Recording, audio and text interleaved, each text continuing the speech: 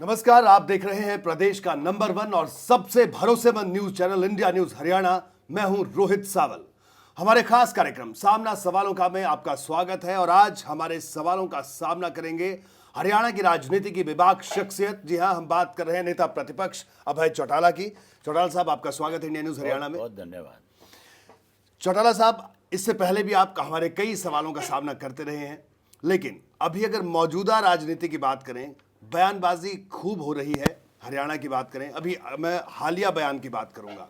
प्रदेश के स्वास्थ्य मंत्री पर आपने एक बयान दिया, फिर उनका पलटवार आया। उनका कहना है कि साहब, आप बेवजह सरकार के काम पर सवाल उठाते हैं। सरकार बिल्कुल सही काम कर रही है। अगर सरकार सही काम करेगी तो मैं 100% सरकार की बड़ाई करूंगा। जी, इसलिए बड़ाई करूंगा कि अगर प्रदेश के हित के लिए कोई अच्छा काम होगा तो मैं कहूँगा कि भी इस सरकार ने प्रदेश के हित के लिए अच्छा काम किया है। जी, जहाँ तक आपने विज साहब का सवाल उठाया, विज साहब मेरे बड़े अच्छे मित्र रहे। हम बहुत लंबे समय तक साथ विधानसभा के सदस्य रहे हैं। जी, आज वो सत्ता में और मैं विपक्ष में हूँ। हमने विपक्ष में भी साथ बैठ करके काम किया और सत्ता में बैठ करके भी साथ में काम किया।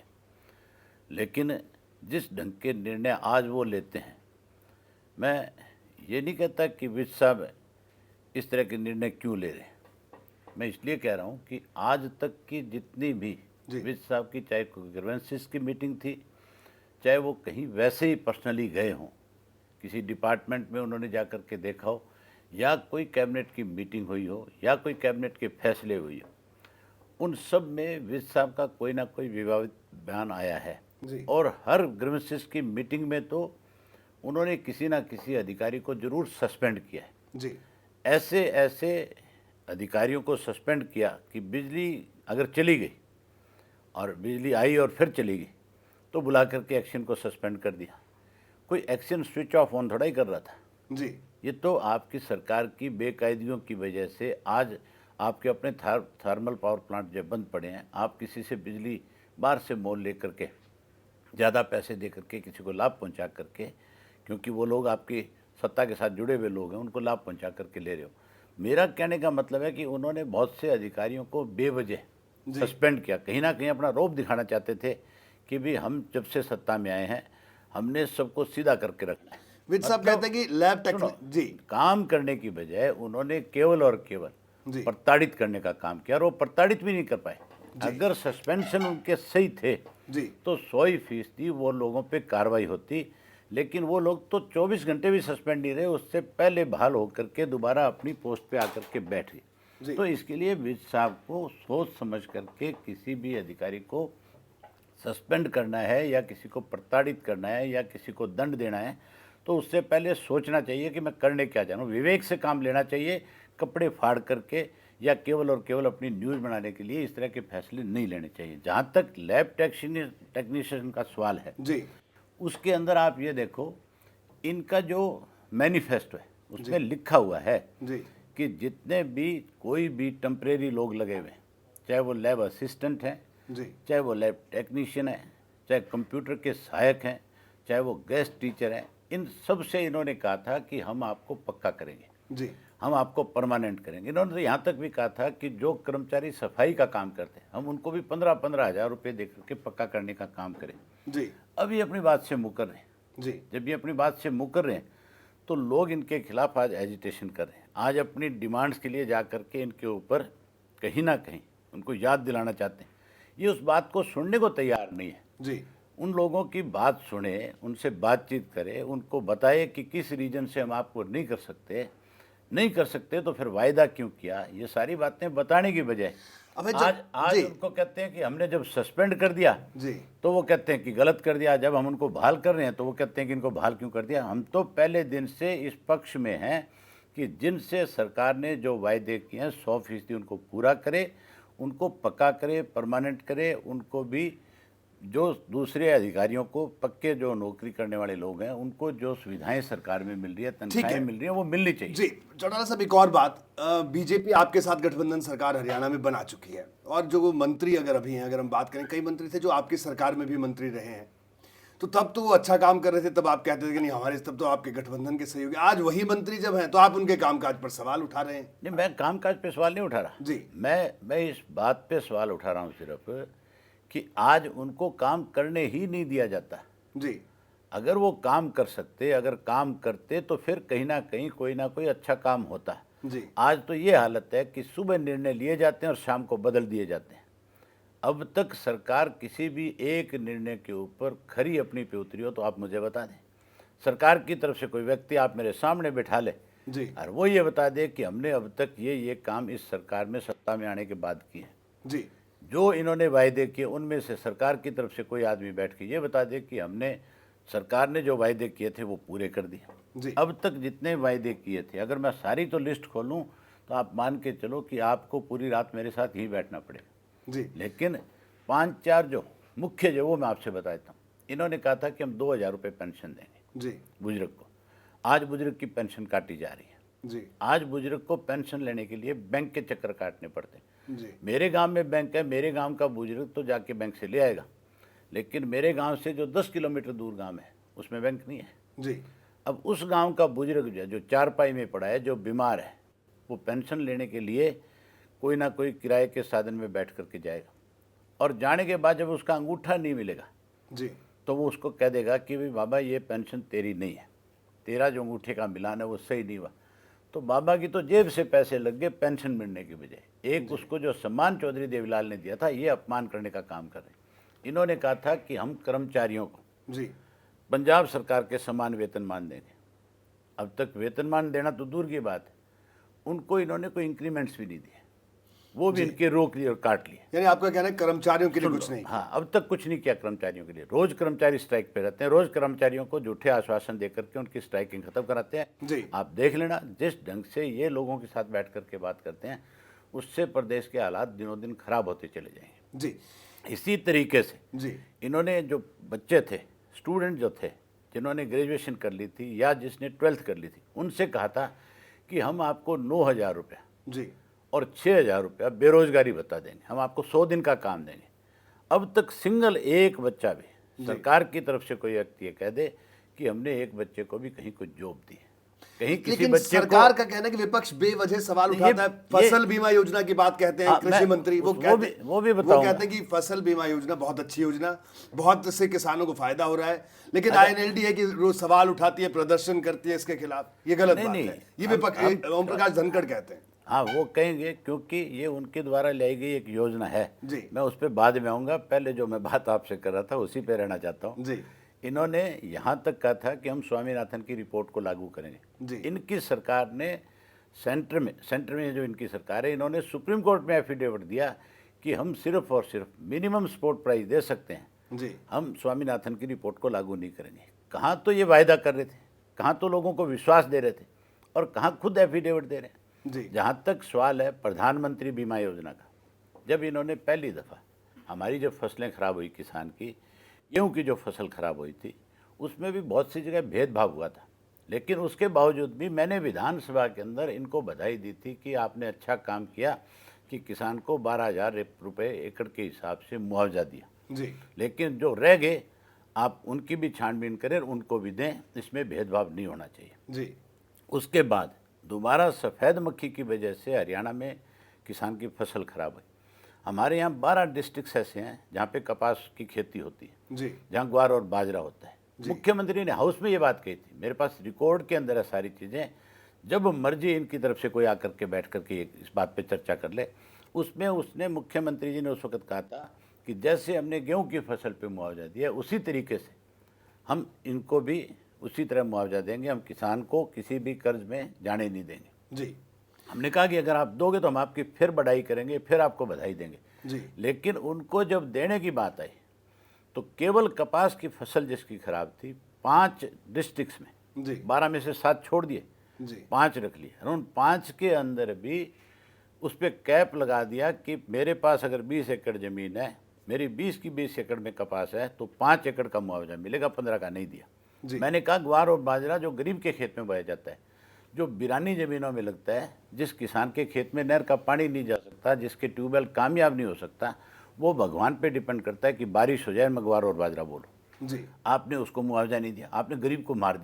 दिया। अब एक काम नया कर दिया, ये जो फसल बीमा योजना लागू करी, इस फसल बीमा योजना के अंदर सीधा सीधा मैं आपको एक चीज़ पे ले जाना चाहूँगा, मैं बाकी चीज़ों को छोड़ करके, कि कहाँ सरकार कैसे किसान को परेशान कर रही है, कैसे किसान की आज जेब काट रही है, कैसे उसको लूट रही है।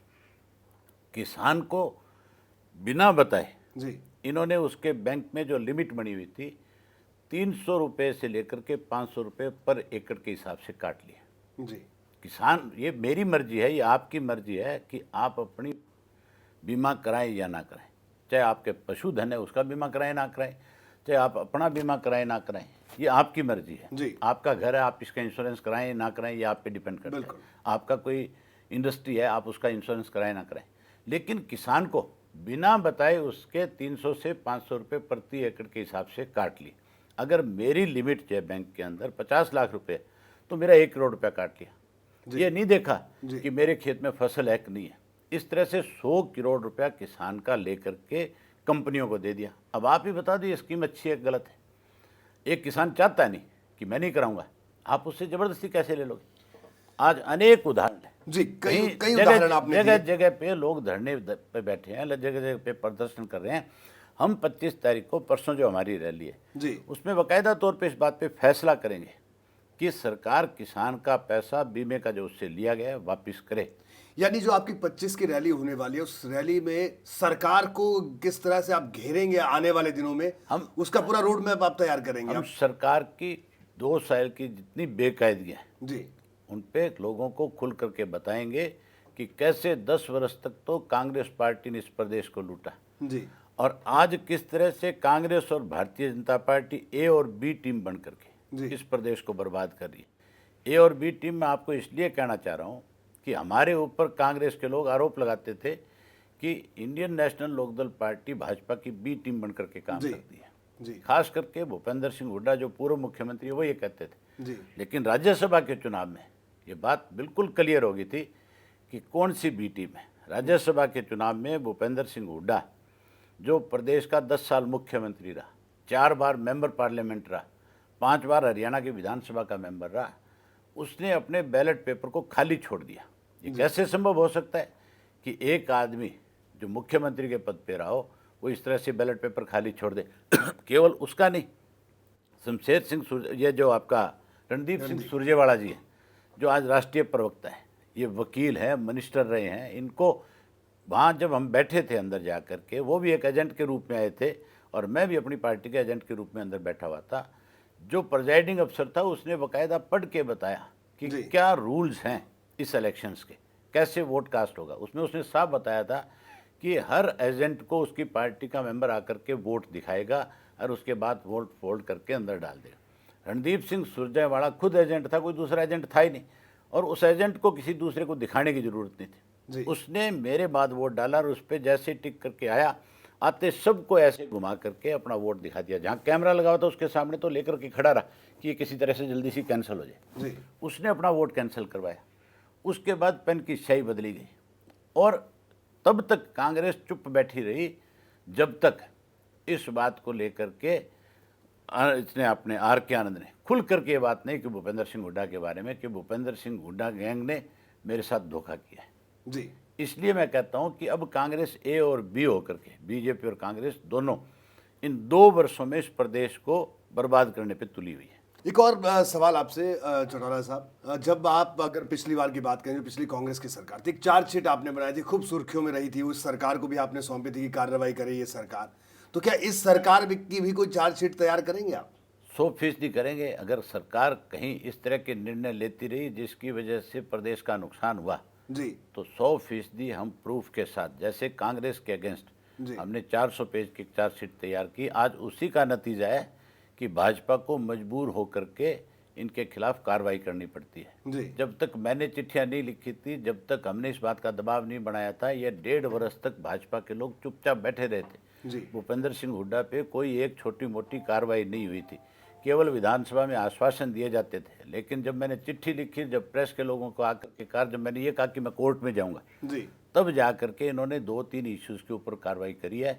हम इंतज़ार कर रहे हैं, अगर इस मार्च के अधिवेशन से पहले पहले उस चार्जशीट को नहीं उठाया गया पूरी को, तो हम 100% कोर्ट में भी जाएंगे और इसको लेकर के कहीं ना कहीं हम कोई अगली रूपरेखा भी अपनी तैयार करेंगे। बिल्कुल। अभय जी, आप हमारे साथ बने रहिए। आज छोटे से ब्रेक के लिए रुकेंगे, ब्रेक के बाद जल्द हाजिर होंगे। और अभय चौटाला, नेता प्रतिपक्ष हरियाणा विधानसभा के, हमारे साथ बने हुए हैं इस ब्रेक के बाद भी। ब्रेक के बाद सामना सवालों का में आपका स्वागत है। नेता प्रतिपक्ष अभय चौटाला हमारे साथ तमाम हमारे सवालों का सामना कर रहे हैं बेबाकी से। चौटाला साहब, ब्रेक से पहले कई सवालों के आपने जवाब दिए। अब एक और आपसे सवाल करना चाहूंगा जो राजनीति के मौजूदा दौर से अलहदा है, खेल से जुड़ा हुआ। खेल संघों और खेल संघों में राजनीतिज्ञों का जो शामिल होना, इस पर कई बार सवाल उठते रहे हैं। बीजेपी के सांसद हैं भिवानी महेंद्रगढ़ से, उन्होंने तो खुलकर कहा कि साहब मैं हट जाता हूं, इस्तीफा दे देता हूं। और जो सियासी लोग हैं उनको खेल संघों में नहीं होना चाहिए। आपका भी दखल रहा है खेल संघों में, क्या कहना है आपका? मैं तो खुद एक खिलाड़ी रहा हूँ जी। मैंने 10 नेशनल खेली है जी। और 10 जो नेशनल खेली थी उनमें 8 बार नेशनल में हमारी टीम जो है नंबर 1 और नंबर 2 पे रही। हम जीतते रहे। जहाँ तक कोई पॉलिटिकल व्यक्ति का सवाल है जी, ये कोई ज़रूरी नहीं है कि हर पॉलिटिकल व्यक्ति जो है वो केवल और केवल सत्ता के साथ जुड़ा हुआ है या केवल राजनीति करता है। जी, हर पॉलिटिकल व्यक्ति ने अपने जीवन में कहीं ना कहीं स्पोर्ट्स में रुचि रखी है। चाहे वो बचपन में कबड्डी खेला हो, चाहे कोई बैडमिंटन खेला हो, चाहे कोई लॉन टेनिस खेला हो, चाहे कोई टेबल टेनिस खेला हो, चाहे कोई फुटबॉल खेला हो, चाहे कोई क्रिकेट खेला हो। हर स्कूल और कॉलेज के अंदर स्पोर्ट्स रही है और हर व्यक्ति जब स्कूल और कॉलेज में पढ़ता है तो कहीं ना कहीं उसकी इच्छा ज़रूर होती है कि मैं इस ग्राउंड में जाऊं, खेल करके आऊँ, किसी ना किसी चीज़ में हिस्सा जरूर लिया है। जी, ये कहना बिल्कुल निराधार और गलत है कि इसमें राजनीतिक लोग नहीं होने चाहिए। अगर राजनीतिक लोग इसमें रुचि नहीं लेंगे जी, तो फिर आप मुझे बताओ कि कौन रुचि रखेगा इसमें? इंडस्ट्रिस्ट जो है जी, उनकी रुचि नहीं है। जी, सरकार की रुचि तब होगी जब किसी पॉलिटिकल व्यक्ति की रुचि होगी। जी, अगर पॉलिटिकल आदमी सरकार में सत्ता में कोई आएगा तो वो ये स्पोर्ट्स डिपार्टमेंट क्यों बनाया गया है? जी, ये किसके लिए बनाया गया? इसको चलाने वाले भी तो पॉलिटिकल लोग ही हैं या कोई और दूसरे लोग हैं? जी, हर स्टेट के अंदर एक स्पोर्ट्स डिपार्टमेंट बना हुआ है, उसका एक मिनिस्टर बनता है। उस मिनिस्टर की जिम्मेवारी होती है कि अपने प्रदेश में वो स्पोर्ट्स को किसी तरह से बढ़ाने का काम करें। अगर वहाँ उसको डिपार्टमेंट दिया जाता है तो फिर किसी फेडरेशन में या ओलंपिक का प्रेसिडेंट बनने में उस पर क्यों उंगली उठाई जाए? जी, जहाँ तक सवाल है आपके धर्मवीर जी का, धर्मवीर जी से आप ये तो पूछो कि आप बने कब थे? जी, ये तो इस तरह से सब भूत हरियाणा में बहुत से लोग बने हैं। जी। भूपेंद्र सिंह हुड्डा ने नवीन जिंदल को बनाया था, उसके बाद एक उनके आईपीएस अफसर थे मिस्टर राठी, उसको बना करके रखा। जी, फिर उस राठी ने वहाँ से रिजाइन करके अपने आप ला करके इसको धर्मवीर को बना दिया। भाजपा की सरकार बनने के बाद एक तरफ धर्मवीर कांग्रेस की तरफ से बन करके आया, जी, भाजपा का सांसद होते हुए कांग्रेस की टीम की तरफ से ओलंपिक का प्रेसिडेंट अपने आप बन करके आया, जिसको यहाँ कोई मान्यता नहीं है। इंडियन ओलंपिक एसोसिएशन में इनको कोई मान्यता नहीं है, इनकी यहाँ पे कोई जगह नहीं है। जी, और इसी तरीके से भारतीय जनता पार्टी का एक सीपीएस है, जी, उसको 3 लोग आए, चीफ मिनिस्टर के घर ले गए, जाके कहने लगे कि हमने इसको स्टेट ओलंपिक का प्रेसिडेंट बना दिया। तीनों इसके साथ एमएलए थे, जी, कोई भी स्पोर्ट्स से जुड़ा व्यक्ति नहीं था और उसके गले में हाथ डाल रखा था। मुख्यमंत्री उसको बधाई दे रहा था। मैंने विधानसभा में मुख्यमंत्री से पूछा, मैं बोला मैं कहा हमने मुख्यमंत्री को और बहुत से काम करते हुए देखा, बहुत से चेयरमैन बनाते हुए देखा, लेकिन ये नया काम कब से शुरू कर दिया आपने? तो इस तरह से जो लोग ये कहते हैं वो कहीं ना कहीं जी, ये चाहते हैं कि भाई इनके हाथ से निकल करके ये सारी चीज़ें तुम्हारे हाथ में आ जाओ और फिर तुम इससे जी। कहीं ना कहीं अपना फायदा ले। चौटाला साहब, एक और अहम सवाल, नौकरशाही में लगातार बदलाव हो रहे हैं, खूब ट्रांसफर हो रही हैं, विपक्ष सवाल भी उठा रहा है। किस तरह से आप देखते हैं, क्योंकि आप भी सत्ता में रहे हैं, आपने भी बेहद करीब से देखा नौकरशाही को, और ये बार बार कहना है कि नौकरशाही और जो सरकार है, विधायक मंत्री, उनका जो तालमेल है वो नहीं बैठ पा रहा है। अब मैं आपको एक चीज़ बताना चाहूँगा, आज मिनिस्टर जितने भी हैं, मेरी बात से हो सकता है मिनिस्टरों को आघात नहीं लगेगा, मेरी बात मिनिस्टर को अच्छी लगेगी, लेकिन उसकी मजबूरी होगी कि वो मेरी इस कई हुई बात के ऊपर कहीं ना कहीं कटाक्ष करेंगे। जी, ये भी मैं पहले बता देता हूँ आपको। जी, आज हर डिपार्टमेंट के अंदर हर मिनिस्टर के साथ आरएसएस के एक व्यक्ति को लगाया हुआ है। जी, अगर कोई वो निर्णय करता है तो पहले उससे पूछा जाता है कि क्या मैं ये निर्णय ले रहा हूँ सही है। अगर उसको मंजूर नहीं है तो मिनिस्टर उस पर कुछ नहीं कर सकता। जी, आज मुख्यमंत्री ने 21 आदमी अपने ऑफिस में रखे हुए हैं जो हरियाणा प्रदेश से मैक्सिमम बार के हैं। जी। आज ऐसी हालत है कि हमारे यहाँ पे नौकरशाही पे अगर आप इस तरह के अंकुश लगा दोगे, जिस तरह से आज सुशासन के नाम के ऊपर 21 के 21 जिलों में एक एक व्यक्ति को लेकर के बैठा दिया गया। जी। क्या डिप्टी कमिश्नर जिसको आप लगाते हो, क्या सरकार को उस पर इतना भरोसा नहीं है कि वो कैपेबल अफसर है? अगर वो कैपेबल नहीं है लग रहा आपको, तो फिर आप उसको डिप्टी कमिश्नर क्यों लगा रहे हो? जी। आज जिस तरह के निर्णय ये लिए हुए हैं, उससे अधिकारियों में कहीं ना कहीं घुटन महसूस हो रही है। अधिकारी भी कहीं ना कहीं परेशान और तंग हैं। आज एक पिछले दिनों 2 दिन पहले का एक निर्णय जो सरकार का था, जी। मैंने जब अखबार में पढ़ा तो मुझे बड़ा अजीब लगा। मेरे पास SMS आया कि शत्रुजीत कपूर को जो है MD लगा दिया गया। जी। वो एक IPS अफसर है, जी।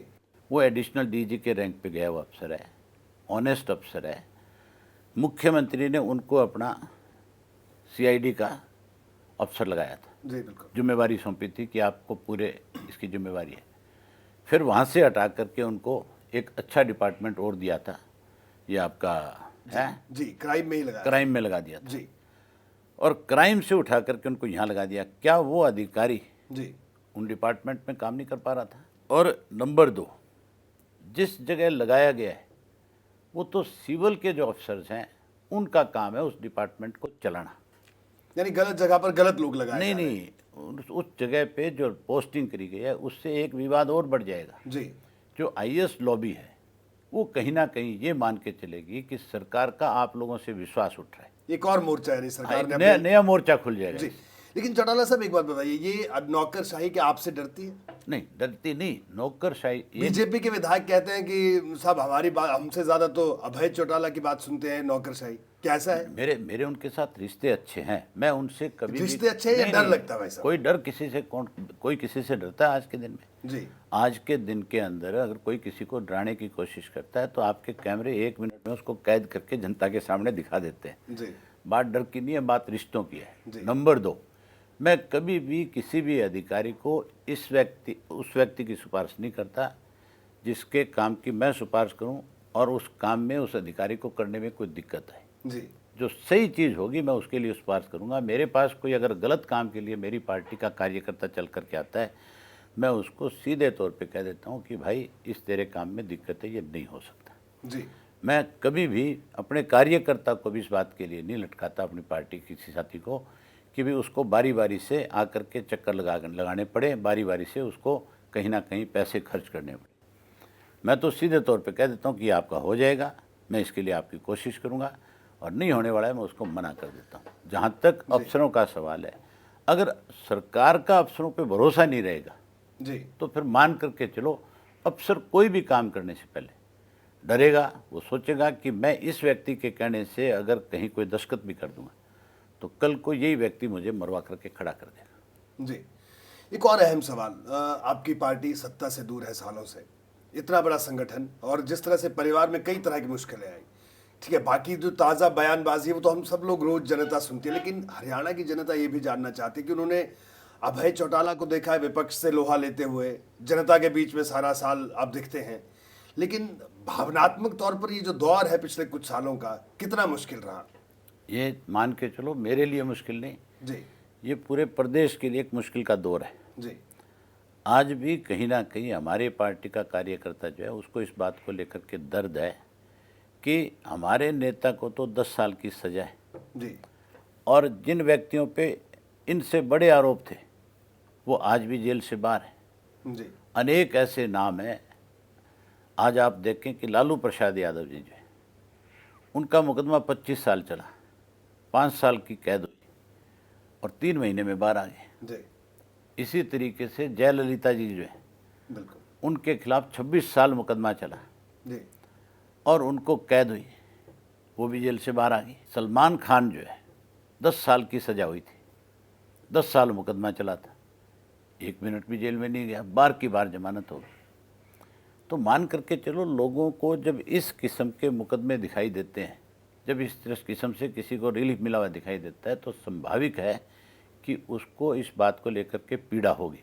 जी, लेकिन हमारे पार्टी के कार्यकर्ता ने जब कभी भी चौटाला साहब चाहे पैरोल पे आए, चाहे वो किसी और वजह से घर पे आए, हमारा एक एक कार्यकर्ता जा कर के मिला और उन्होंने बड़ी मजबूती के साथ उनसे एक बात कही कि मैं रहूं ना रहूं, ये पौधा चौधरी देवीलाल का लगाया हुआ है, अगर ये पौधा सूख गया तो फिर चौधरी देवीलाल की आत्मा जो है कहीं ना कहीं किसी ना किसी वजह से हमें दुत्कारने का काम करेगी। तो मेरी जगह ओम प्रकाश चौटाला बन करके इस पार्टी को मजबूत करो।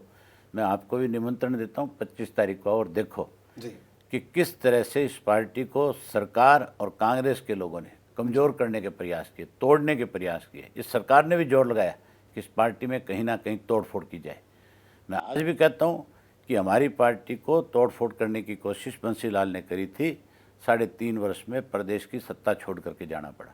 और मैं मुख्यमंत्री जी से आपके चैनल के माध्यम से कहना चाहता हूँ कि हमारी पार्टी को छेड़ने की कोशिश मत करो, कहीं बंसीलाल से भी ज़्यादा बुरा हर्ष आपका ना हो जाए जी। हाँ, इसलिए आप देखना आकर के कि अब इस 25 तारीख को किस तरह से इस पार्टी को और हमारा कार्यकर्ता मजबूत करेगा। मुझे उम्मीद है जी कि अब की बार जो चौधरी देवीलाल का सम्मान दिवस है उसमें इतनी बड़ी भीड़ होगी, इतने ज़्यादा लोग आएंगे कि अगर ऊपर से कोई तिल भी डालेगा तो ज़मीन पे नहीं गिरेगा, किसी ना किसी के सर पे गिरेगा करके। जी। और मैं मुख्यमंत्री जी को आपके माध्यम से निमंत्रण देता हूँ कि वो भी आए, ला करके देख लें कि आज लोगों का हमारी पार्टी के प्रति कितना अथाह प्यार है, कितनी अथाह श्रद्धा है, और आपके प्रति कितना बड़ा गुस्सा है, वो लोग वहाँ एहसास करा दें।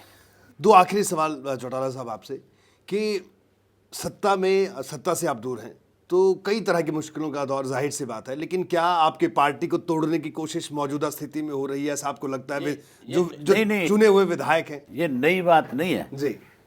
चौधरी देवीलाल जब पॉलिटिक्स करते थे तब भी हमारी पार्टी में बड़ी बड़ी तोड़फोड़ करी गई थी। एक दफ़ा सन 1977 के अंदर जी चौधरी देवीलाल चीफ मिनिस्टर थे जी और उनके जितने भी साथी थे उनको उठा करके शिमला ले जाया गया जी और उनको सत्ता से हटा करके चौधरी भजनलाल को काबिज कर दिया था। इसी तरह सन 1982 में हुआ।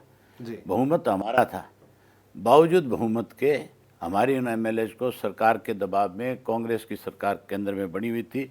इंदिरा गांधी जी ने पहले दिन तो चौधरी देवीलाल को इनवाइट किया जाता है कि कल आकर के आप शपथ लो, और उसी रात को बुला करके भजनलाल को शपथ दिलाई जाती है जिसके पास बहुमत नहीं था।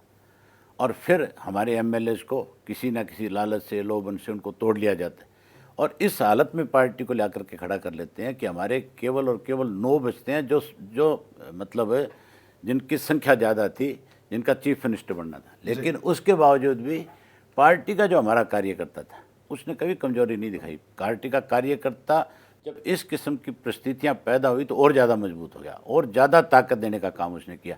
87 के अंदर 82 में जिस तरह से पार्टी को कमज़ोर करने की कोशिश करेगी, 87 में उससे भी बड़ी ताकत बना करके भेजा। 87 में हमारे 85 एमएलए जीत करके आए थे। आज फिर कहीं ना कहीं तोड़फोड़ की कोशिश की जा रही है। बंसीलाल ने तोड़फोड़ करने की कोशिश करी, उसकी सरकार 3.5 साल में गई। 2000 के अंदर फिर हम सत्ता में आए, इसलिए आए कि लोगों को ये फिर कहीं ना कहीं हमारे कार्यकर्ता को लगने लगा कि अगर हमने कोई कमी छोड़ दी तो फिर कोई तोड़फोड़ ना कर ले, इसलिए पूर्ण बहुमत के साथ हमें वहाँ पे सत्ता सौंपने का काम किया। आज फिर कहीं ना कहीं शरारत हो रही है। जी। पीछे जब 10 साल तक इनकी सरकार रही कांग्रेस की, उन्होंने तो अपनी तरफ से कोई कसर छोड़ी नहीं, लेकिन आज फिर इस तरह के प्रयास हो रहे हैं। लेकिन मैं आज भी दावे के साथ ये बात कह सकता हूँ कि अगर इस तरह की शरारत और ज़्यादा आगे करी गई तो हमारे पार्टी का कार्यकर्ता और मजबूती के साथ लड़ करके अगली सरकार और मजबूती के साथ बनाने का काम करेगा। ये जो परसों की जो हमारी रैली है, परसों का जो सम्मान दिवस है, ये चौधरी देवीलाल के प्रति सम्मान है और उसके साथ साथ सरकार के कफन में कील ठोकने का काम करेगी। ये इतनी बड़ी होगी कि इससे पूरे प्रदेश में परिवर्तन की लहर चलेगी। एक सवाल और, प्रकाश सिंह कमेटी की रिपोर्ट, ढींगरा आयोग की रिपोर्ट, इसको लेकर खूब बवाल हुआ, कई तरह की बातें हुई, क्या कहना है आपका? किस तरह से हाई कोर्ट आज भी सरकार के ऊपर बुला करके उनको झिड़की मारने का काम करती है।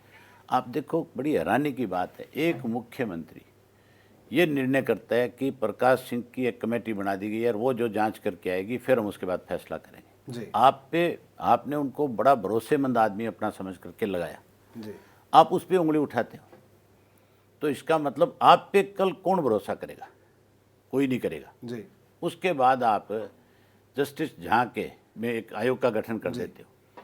उसने अपना काम शुरू नहीं किया, उससे पहले आप सीबीआई को ले आते हो, तो फिर आपका विश्वास रहेगा किस पे? आप पे कौन भरोसा करेगा कि आप किसी को काम करने दोगे कि नहीं करने दोगे? इसका मतलब सीधा सीधा ये है कि कहीं ना कहीं जाट आरक्षण आंदोलन के दौरान जो हिस्सा हुई, जो बच्चे मारे गए, जो आगजनी हुई, उसमें सरकार जिम्मेवार है। अगर सरकार जिम्मेवार नहीं होती तो कैप्टन उसका अभिमन्यु का घर 3 बार नहीं जलता। कभी किसी व्यक्ति का जो सबसे ताकतवर हो सरकार में, उसके घर को एक दफ़ा तो मैं मान सकता हूँ कि कोई बदमाश किस्म के लोग थे, शरारती किस्म के लोग थे, जाकर के आग के हवाले कर दिया, कोई छोटी मोटी आगजनी वहाँ पे कर दी। पहले दिन करी, दूसरे दिन करी, तीसरे दिन करी, 3-3 दफ़ा कभी आग लगी है। उसके पीछे कहीं ना कहीं एक साजिश बड़ी थी। अगर कांग्रेस साजिश कर रही थी तो सरकार ने रोका क्यों नहीं? सरकार के पास फोर्स थी, वहाँ पे 2000 से ज़्यादा पुलिस के लोग खड़े थे, वहाँ पे एसपी था और डीसी था, वहाँ पे आपका आईजी था, आपने अपने वहाँ से अफसर भेज दिए थे, फिर आपने क्यों नहीं रोका? अगर नहीं अधिकारी आपका कहना मान रहे थे तो फिर आपने उनके खिलाफ कार्रवाई क्यों नहीं करी? ना तो आपने उन अधिकारियों के खिलाफ कार्रवाई करी, उनके लिए तो आप कहते हो कि वो अपना काम सही कर रहे थे, दूसरी तरफ उन चीज़ों को आग के हवाले कर रहे थे। तो इसका मतलब एक साजिश भाजपा की तरफ से भी है कि कहीं ना कहीं आपसी भाईचारा खराब हो, लोगों में कोई विवाद खड़ा हो। वो अपना वोट बैंक खड़ा करना चाहते थे, लेकिन उनके मंसूबे जो पूरे नहीं हो सकते। आज तो कैप्टन अवैध सिंह अभिमन्यु के भाई ने भी कोर्ट में जाकर के एफिडेविट दे करके ये कह दिया कि सरकार जानबूझ करके लोगों को बचाने का प्रयास कर रही है। तो इसका मतलब आप मान के चलो कि सरकार को वो सब हम कैटेगरी में खड़ा कर रहे हैं। तो सरकार कहीं ना कहीं इन सब चीज़ों के लिए जिम्मेवार है, इसलिए बारी बारी इंक्वायरी से भाग रही है जी। इसके लिए केवल और केवल जहाँ कमीशन जो बनाया उसको काम करने दिया जाए और वो जो रिपोर्ट सबमिट करे, सरकार उस रिपोर्ट को फिर सार्वजनिक करे। आज ढींगरा आयोग की जो रिपोर्ट आई है उसको सार्वजनिक क्यों नहीं कर रहे? क्या दिक्कत है? एक आयोग का गठन जब होता है उसमें प्रदेश की सरकार का पैसा लगता है, वो प्रदेश की सरकार का नहीं होता, वो प्रदेश की जनता का पैसा है। कोई भी आयोग की रिपोर्ट होती है वो गोपनीय नहीं रखी जा सकती, उस रिपोर्ट को आपको सार्वजनिक करना होगा। वो कहते हैं हम विधानसभा में पटल पर रखेंगे, विधानसभा में क्यों रखोगे? आप उसको कंप्यूटर पे चढ़ा दो, सब लोग उसको देखें, पढ़ें, सबको पता लगे कि ढींगरा आयोग ने क्या काम किया है और ढींगरा आयोग की जो रिपोर्ट है उसमें क्या क्या तथ्य हैं। लोगों को उस बात की जानकारी मिलनी चाहिए। लोग आज इस बात के लिए इंतजार कर रहे हैं, लेकिन कहीं ना कहीं सरकार बचाने का प्रयास कर रही है। किसी ना किसी को कैसे बचाया जाए, इसके लिए सरकार पे आज कहीं ना कहीं से दबाव बने हुए। एक और सवाल, गुरुग्राम, गुड़गांव की हालांकि हम बात करना चाह रहे थे, लेकिन अब गुरुग्राम का नाम ना जामग्राम है जी। तो ये जो जाम की स्थिति हुई, इन सब के किसे जिम्मेदार आप मानते हैं? सरकार का कहना है कि साहब पिछली सरकार के दौरान कुछ चीजें सही ढंग से नहीं हुई, सैनिटेशन की दिक्कत थी, इस वजह से समस्या हुई। सरकार तो ये कह रही है। हम ये मान लें जी, 1 मिनट के लिए मान लें, सरकार 2 बातें कहती है। सरकार तो ये भी कहती है कि दिल्ली की वजह से जाम है। जी, दिल्ली की वजह से जाम कैसे है? जब दिल्ली में जाम नहीं है तो तुम्हारे यहाँ कैसे जाम है? जी, दूसरा ये कहते हैं कि पिछली सरकार की कोई ना कोई कमियों की वजह से हुआ। जी, तो आपको 2 वर्ष के लगभग हो गए बने हुए, जी, आपने उस 2 वर्ष में उन सब चीज़ों में सुधार क्यों नहीं किया? जी, अब तक एक ईंट, एक कोई खड्डा किसी भी सड़क का नहीं भरा गया। आज गुड़गांव की हालत ऐसी है, आप गुड़गांव नहीं रहते जी, मैं गुड़गांव में रहता हूँ जी, मैं रोज़ कभी ना कभी अपने किसी पार्टी के कार्यकर्ता के घर पे भी जाता हूँ। मैं कोई यहाँ पे किसी के और फंक्शन होता है उसमें भी कहीं मुझे इनवाइट होता है तो मैं जाता हूँ। हर सड़क जो है बिल्कुल टूटी पड़ी है जी, गड्ढे पड़े हैं बड़े बड़े, लोगों की गाड़ियाँ निकलना बहुत मुश्किल है। एक सड़क तो ऐसी है जिसके ऊपर से आप गलती से गाड़ी लेकर के चले जाओ तो आपकी गाड़ी में पानी भर जाता है और उसमें इतनी गंदी स्मेल है कि उस गाड़ी में से स्मेल आपकी कई दिन तक जाती नहीं है। जी, ये हालत है जी। तो इस चीज़ के लिए जिम्मेवार मौजूदा सरकार है। आप पिछली सरकारों को दोष क्यों देते हो? आप पिछली सरकारों ने अगर कोई गलती करी है, अगर उन्होंने ठीक काम नहीं किया है तो उसको आप उसी वक्त उजागर करो। सरकार कह रही है अब हम गुड़गांव डेवलपमेंट अथॉरिटी बनाएंगे, सब ठीक कर देंगे। क्या लग रहा है आपको कि जीडीए बनने से स्थिति बेहतर होगी? वो कैसे होगा ये तो बता दें। कौन सा रोड मैप तैयार किया इन्होंने? जी, अब तक किस चीज़ पे काम करेंगे, कहाँ काम करेंगे? तुमने अगर सारी चीज़ों को ठीक करना है तो पिछली सरकार की जो कोई बेकायदियाँ उनके खिलाफ कार्रवाई करो और आगे इस पे तुरंत काम शुरू करो। जी, तो तुरंत काम शुरू करोगे तो कोई दिक्कत नहीं होगी, सारी चीज़ें ठीक हो जाएगी। लेकिन काम करे कौन? कोई निर्णय करने वाला है ही नहीं, जी, किसी को फुर्सत ही नहीं। हमारा मुख्यमंत्री तो यहाँ तक भी कहते हैं बेटी बचाओ बेटी पढ़ाओ अभियान इन्होंने शुरू किया था। बिल्कुल, करनाल से इसकी शुरुआत हुई थी। देश के प्रधानमंत्री आए थे, मैं भी उस दिन चंडीगढ़ से दिल्ली आ रहा था, मैंने भी बहुत से लोगों को वहाँ खड़े हुए देखा था। मैंने मन ही मन सोचा था काम अच्छा है। जी। अगर ये काम हो जाए तो बहुत अच्छी बात है, क्योंकि हमारे यहाँ पे लिंग अनुपात की बड़ी दिक्कत थी। जी। लेकिन जिन बेटियों के साथ रेप होता है, जिनके परिवार के लोगों को मौत के घाट उतार दिया जाता है, घर में आकर के रेप करते हैं, घर में उनके फैमिली मेंबर्स को मार देते हैं, मुख्यमंत्री कहता है कि ये मामूली बात है, तो फिर आप किसको सुरक्षित मानते हो यहाँ पे? जी। आज हरियाणा प्रदेश के अंदर कानून व्यवस्था नाम की कोई चीज़ नहीं है। कानून व्यवस्था का पूरी तरह से दिवालिया पिटा हुआ है। आज तो ऐसे हालात है, जिस प्रदेश का मुख्यमंत्री ये कहे कि ये मामूली घटना है, तो अगर ये मामूली घटना है तो फिर इस प्रदेश के अंदर बाहर से आदमी कोई भी आकर के इंडस्ट्री नहीं लगाएगा और यहाँ का कोई व्यक्ति अपने आप को सुरक्षित नहीं समझेगा। एक आखिरी सवाल इंडस्ट्री से संबंधित सवाल है। सरकार कह रही कि अब हम उद्योग लेकर आएंगे। पिछले उद्योग मंत्री भी बात कहते थे अभी के भी, और उनका कहना था कि जब आपकी सरकार थी तब उद्योगों के लिए स्थितियां इतनी खराब हो गई थी, उद्योगपतियों ने पलायन करना शुरू किया, और अब उद्योगपति आ रहे हैं और बहुत निवेश आ रहा है। ये चीज़ें कोई अखबारी खबर से नहीं होती जी। हमारे वक्त में 2000 से 2005 का जो टेन्योर था, आप उसमें रिकॉर्ड निकाल करके देखें कि कितनी नई इंडस्ट्रीज आई थी। होंडा कौन लेके आया था? जी बिल्कुल, हमारे टाइम में होंडा आया था। जी। आपका मारुति का जो दूसरा यूनिट है वो हमारे वक्त में लगा था। होंडा का, हीरो होंडा का भी दूसरा यूनिट दारूहेड़ा में हमारे वक्त में लगा था। जी। अनेक इस तरह की इंडस्ट्री जो बड़ी इंडस्ट्रीज थी वो हरियाणा में हमारे वक्त में आई। ये सरकार ये तो बता दे 2 साल में कि हम कौन सी इंडस्ट्री लेकर के आए। मैंने इनको एक समय दिया था, जब ये हैपनिंग हरियाणा कर रहे थे तब ये बड़े जोर शोर से विधानसभा में खड़े होकर के ये कह रहे थे कि हम बहुत कुछ करेंगे, 5 लाख हज़ार करोड़ का निवेश हमारे यहाँ पे आएगा। जी। मैंने उस दिन इनसे कहा था कि मैं आज इस पर चर्चा नहीं करना चाहता, मैं 1 साल बाद आपसे चर्चा करूँगा। मैं इंतज़ार कर रहा हूँ मार्च के महीने का। जी। जब मार्च को सेशन आएगा तब मैं जो लोग खड़े होकर के दावे कर रहे थे उनसे पूछूंगा कि वो 5 लाख हज़ार करोड़ की आप बात कर रहे थे, क्या उसमें से कोई 5 नए पैसे भी हमारे यहाँ पे आकर के खर्च हुए? जी। कौन कौन से उद्योग नए लगे, या जिनके साथ आपने MOU साइन किए थे उन्होंने कहाँ कहाँ पे काम शुरू किए? अगर वो मुझे कहीं बताएंगे कि यहाँ काम शुरू हो गया तो मैं 100% विधानसभा का सत्र जिस दिन का उसी दिन का ख़त्म होगा, गाड़ी लेके चाहे मुझे पूरी रात चल करके आकर के वो जगह देख करके जानी पड़े, मैं उसकी फोटो खींच करके भी लेके जाऊंगा और सरकार को दिखाऊंगा कि तुम कितना बड़ा सफ़ेद झूठ बोल सकते हो। जी। आखिर में क्या सलाह देना चाहेंगे, क्योंकि स्वर्ण जयंती वर्ष है हरियाणा का, तो आप नेता प्रतिपक्ष हैं, आप सरकार में रहे हैं, क्या सलाह देना चाहेंगे सरकार को? आपका कहना कुछ ठीक नहीं चल रहा है। मुख्यमंत्री जी ने हमें बुलाया था जी, और बुला करके सारी विपक्ष की पार्टियों को बुला करके पूछा था कि हमें इसको कैसे मनाना चाहिए।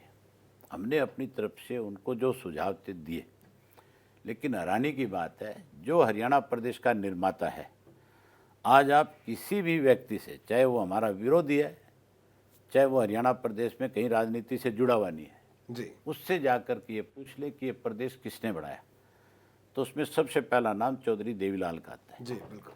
और मैंने उसी मीटिंग के अंदर मुख्यमंत्री से कहा था कि चौधरी देवीलाल के नाम पे थर्मल पावर प्लांट पानीपत में 8 और 9 यूनिट लगा हुआ था। जी। उसका नाम भूपेंद्र सिंह हुड्डा ने बदल दिया। हुड्डा जी भी वहीं बैठे थे। जी। मैंने कहा पता नहीं इनको उनके नाम से क्या तकलीफ थी, उन्होंने बदल दिया। आपको सबसे पहले तो जिन्होंने हरियाणा का निर्माण किया, जिन्होंने हरियाणा को अलग बनाया, उनके नाम से उसको शुरू करना चाहिए। नंबर 2, मैंने उनसे कहा था कि ये जो आपका ये जो मानेसर वाला जो हाईवे पलवल जो केएमटी जो है, जी, केएमटी का नाम भी चौधरी देवीलाल के नाम से रखा हुआ था। जी। और मैंने कहा कि उसका पत्थर लगा हुआ है, आज भी उसका पत्थर लगा हुआ है। जी। आपने उस पत्थर को तो ढाप दिया जी। और वहाँ नाम बदल दिया। जी। मैं क्या, आपको ये सब नहीं करना चाहिए, आपको चौधरी देवीलाल के नाम से उसको रख करके दोबारा से और दिल बड़ा करके दिखाना चाहिए कि हमने चौधरी देवीलाल जो निर्माता था उसका नाम उसी ढंग से रखा है। और मैंने कहा जिस तरीके से हरियाणा प्रदेश के जो गेट्स हैं, किसी भी स्टेट से कोई इंटर करते हैं, हमारे शहीदों के नाम पे, हमारे प्रदेश के निर्माताओं के नाम पे, जिन्होंने इस प्रदेश के अलग बनवाने में जो लड़ाई लड़ी थी, चाहे चौधरी सुल्तान सिंह थे, चाहे प्रोफेसर शेर सिंह थे, और जो लोग चौधरी देवीलाल के साथ उस वक़्त संघर्ष करने वाले थे, जैसे आपके मान साहब थे, ऐसे बहुत लोग थे जिन्होंने उस लड़ाई में चौधरी देवीलाल का साथ दिया था। जी। आप उनके नाम से कहीं ना कहीं स्टैचू लगाओ किसी एक जगह पे, ताकि जब लोग इंटर करें तो उनको पता लगे कि इन लोगों की वजह से ये हरियाणा प्रदेश अलग प्रदेश बना। जैसे देश आज़ाद कराने में महात्मा गांधी ने सबसे बड़ी भूमिका निभाई थी। जी। आज भी आप जब एयरपोर्ट से दिल्ली इंटर करते हो, राष्ट्रपति भवन की तरफ जाते हो, तो सामने एक डंडी मार्च लगा हुआ है। वो इसलिए लगाया कि कोई भी किसी भी दूसरी कंट्री से कोई हमारा स्टेट गेस्ट आता है, वो जब वहाँ से गुजरता है तो उसको जो अटैची साथ होती है वो बताती है कि ये डंडी यात्रा है, इस व्यक्ति की वजह से आज हम आज़ादी की सांस ले रहे हैं। तो ये सब चीज़ें करो। जी। हम कहते हैं कि इस प्रदेश में आप इस स्वर्ण जयंती के ऊपर बुजुर्गों के साथ जो वायदा किया है वो 2,000 रुपये पेंशन दो। जी। उन बच्चों को जो 9,000 6,000 का जो वायदा किया है वो भी आज आप पूरा करो। जी। हर हालत में उनको भी दो बच्चों को, ताकि कल को आप पे भरोसा हो कि जो वायदे आपने किए वो पूरे हो रहे हैं। जी। आप स्वामीनाथन की रिपोर्ट को लागू करो। किसान को जो किसान की जेब से पैसा निकाला है वो वापस करो। मॉइस्चराइजर के नाम के ऊपर जो 10,000 करोड़ से ज़्यादा बड़ी ठगी करी है उसकी इंक्वायरी कराओ सीबीआई से, ताकि पता लगे कि कैसे किसान को लूटा जा रहा है, कैसे उसको लूट से बचाया जाए, इसके लिए काम करो। जी। अभय चौटाला जी, आपका बहुत बहुत शुक्रिया हमारे तमाम सवालों का सामना करने के लिए।